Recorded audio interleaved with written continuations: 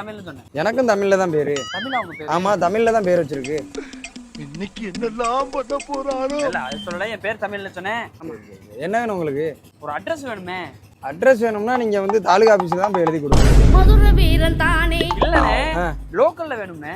லோக்கல்ல வேணுமா? அப்படி தெளிவா சொல்ல வேண்டியதானே. இங்க பஞ்சாயத்து போர்டு ஆபீஸ் போங்க, அவனை உசுப்பி விட்ட வீணே. அங்க போய் எழுதி கொடுங்க.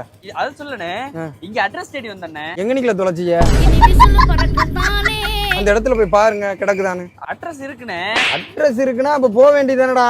என்னடா முட்டாத்தனமா பேசிக்கிட்டு இருக்க முட்டா பயல. அட்ரஸ் இருக்கு. சரி, நான் தெரியாம தான் தேடிக்கிட்டு இருக்கேன். தெரியாம எப்படிடா தேட முடியும்? தெரிஞ்சாதானடா இடத்தை தேட முடியும். அட்ரஸ் எனக்கு தெரியவும் செய்யும்னே. தெரியும்னா பிராண்ட் கிட்ட வந்து கேட்டுக்கிட்டு இருக்க. ஓரா